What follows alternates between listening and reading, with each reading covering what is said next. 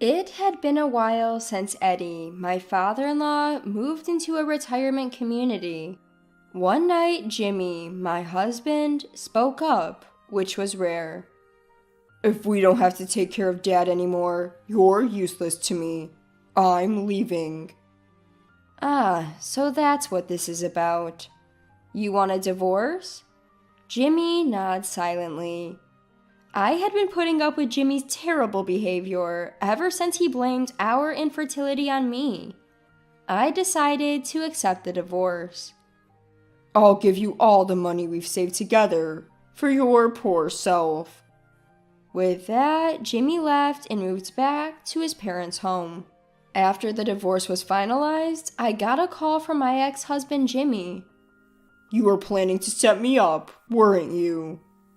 At this point, he had lost his home, savings, and job. My name is Nina Dowell. I'm almost 35. I married Jimmy, my childhood friend who is a year younger than me, 10 years ago. We're currently renting an apartment and living together. We grew up in the same neighborhood and played together since kindergarten. Jimmy's family was wealthy and they lived in a mansion. We used to play hide and seek there. The place was so big that when Jimmy couldn't hide anymore, he would run to me crying, "Nina, Nina." I fondly remember how adorable he was, following me around. When I was in first grade, Jimmy envied my new backpack. "Let me borrow your backpack." He would borrow it and wear it with a big smile on his small back. A year later, when he got his own backpack, he started showing it off to me.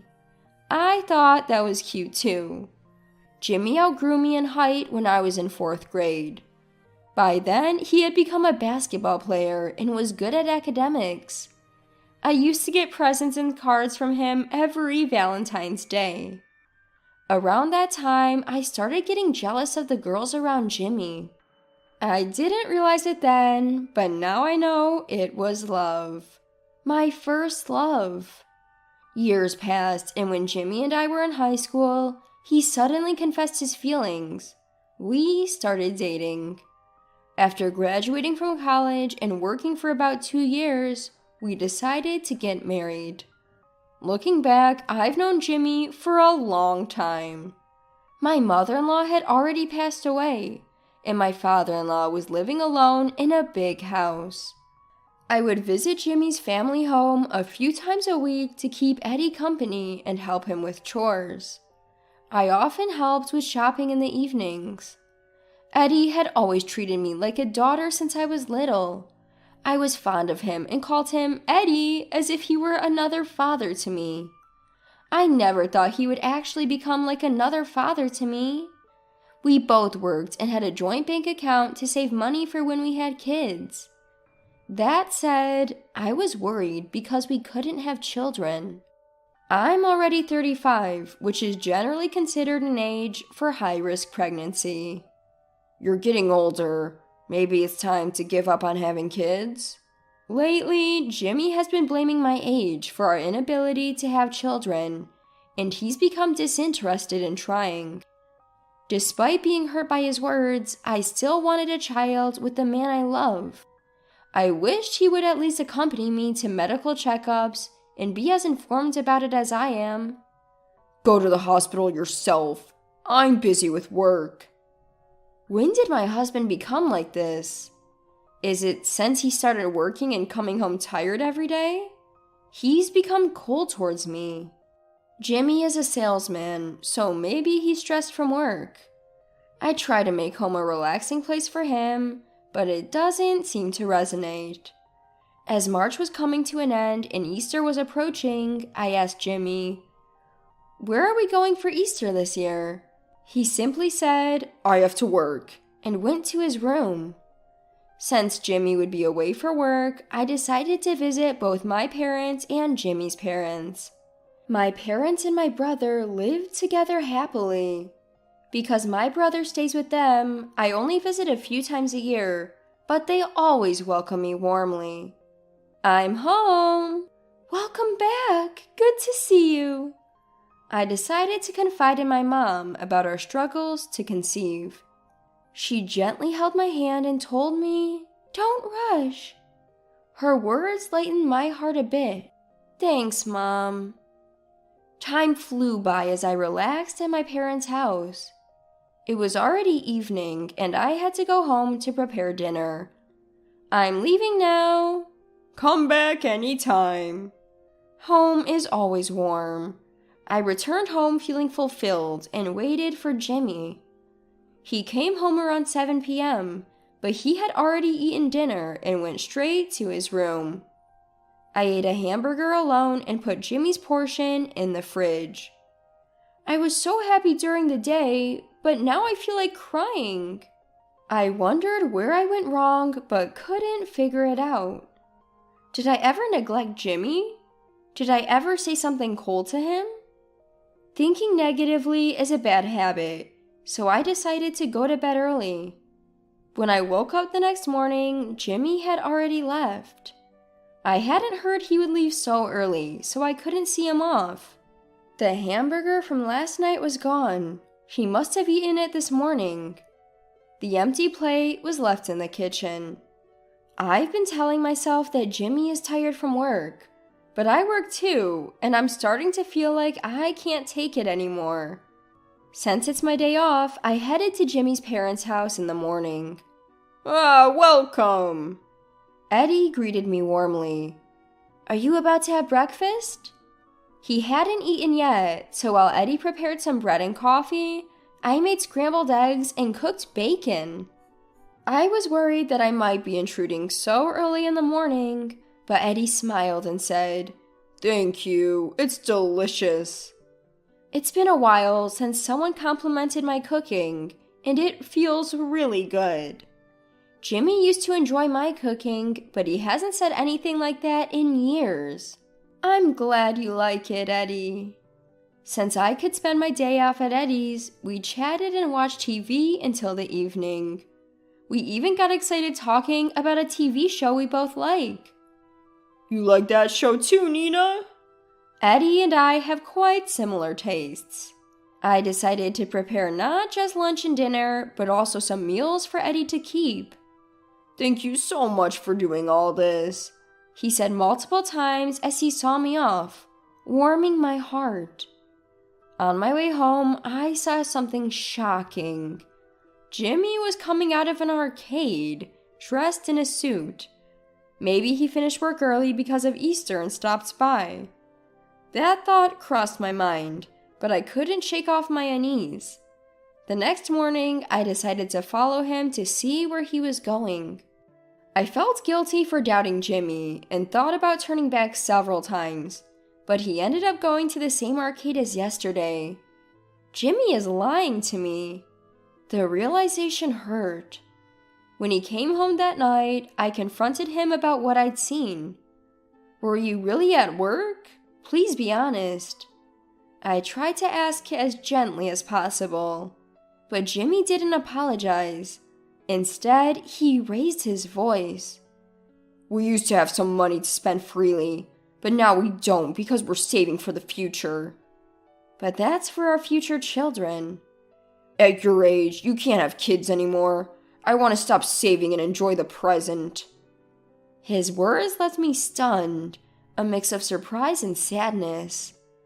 I couldn't find the words to respond. The conversation ended there. Jimmy sighed and went to his room. It was clear he wasn't thinking about our future. A few weeks later, I got a call saying Eddie was injured. I rushed to the hospital, but Jimmy said he was too busy with work to come. Eddie's injury wasn't serious, but it led to the decision for him to move into a retirement community. Eddie himself suggested it. I don't want to be a burden on you, Nina. I told him it wasn't a burden, but I also realized I couldn't be there for him all the time because of my work. I helped Eddie with the paperwork and preparations for moving into the retirement community. How is Jimmy doing lately? He seems busy with work. That's all I could say. Eddie seemed to sense something, but didn't press further. Jimmy hadn't visited his parents' house for a while and didn't help with any of the preparations. A few days later, the day came for Eddie to move into the retirement community.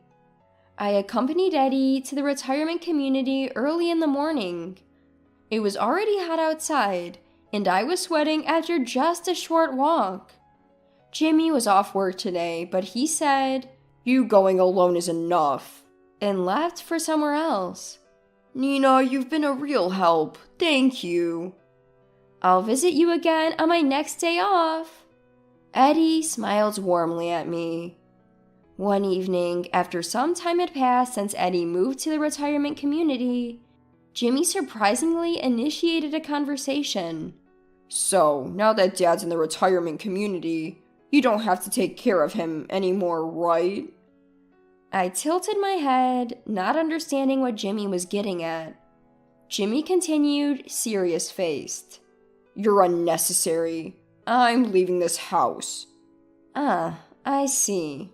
So, you want a divorce?" Jimmy nodded silently. Ever since he blamed me for not being able to have children, my feelings for him had cooled.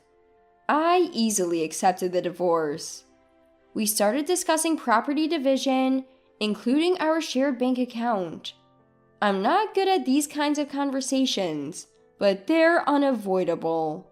That's when Jimmy said, "I'll give you all the money we saved together." Jimmy seemed to have strange confidence because his family is wealthy. As we proceeded with the divorce, Jimmy moved back to his parents' home. Goodbye. Yeah. It felt so anticlimactic, considering we'd spent so much time together since we were young. A few days after Jimmy moved back home, our divorce was finalized. Both of us were about to take new steps in life. Just then, I got a call from Jimmy. "What the hell is going on?" He said that movers had suddenly shown up at his parents' house and started taking furniture. He accused me of doing something. Actually, when Eddie was still at home, he had told me. "Jimmy never visits. Maybe we spoiled him because we had money." Eddie looked sad. When Eddie moved to the retirement community, he said, "I won't use this furniture anymore, and if I give it to Jimmy, he'll just waste the money," and had transferred everything to me. So the movers were arranged by me. I also told Jimmy that the house and land were already on the market and a buyer had been found. "You can't just do that." Jimmy had apparently counted on the house, land, and furniture for the divorce and was yelling at me over the phone. "You hid this to trap me." Since Jimmy wouldn't listen, I decided to let his father explain. "Jimmy, it's been a while since we've talked like this. What's going on, Dad?" Eddie calmly said, "It's all settled. There's nothing you can do. You've been the one not visiting or calling me for a long time. The discussion is over. Game over." Jimmy seemed to be at a loss for words after hearing that. A few days later, I visited Eddie at the retirement community. I heard that Jimmy, who had lost his home, furniture, and savings, had moved into a rundown apartment. Apparently, he had also quit his job, counting on his family's money, and was struggling to find new work. Right now, he's barely making ends meet by doing manual labor as a day laborer at construction sites. No one could have seen this coming. "How's Nina doing these days?" I rented a place near my parents' house and am living quietly. I spend weekdays having dinner and weekends at my parents' house, unless I have other plans. My parents and brother are happy to see me so often. I'm also happy to help with household chores. "Nina, you're such a good kid." Eddie smiled at me as he always does. Then he continued with a smile. "Jimmy came to see me 3 days ago. He asked how I was doing here and if there was anything he could do for me." Hearing this, I felt a bit relieved. Maybe Jimmy had finally come to his senses. Being in a tough situation made him realize how privileged his past self was, and what he should truly value now. Can I come to visit you like this sometimes? Of course, thank you as always. Even after divorcing Jimmy, Eddie remains an important figure in my life, almost like a second father. I hope that someday I can have a good relationship with Jimmy again. With that thought, I head back to my parents' house. Welcome back. How is Eddie? He's good. He seems happy that Jimmy visited him. Oh, that's good to hear, my mom said. Nina, can you help with dinner? Of course. Let me put my stuff away first, I replied and quickly headed to my room.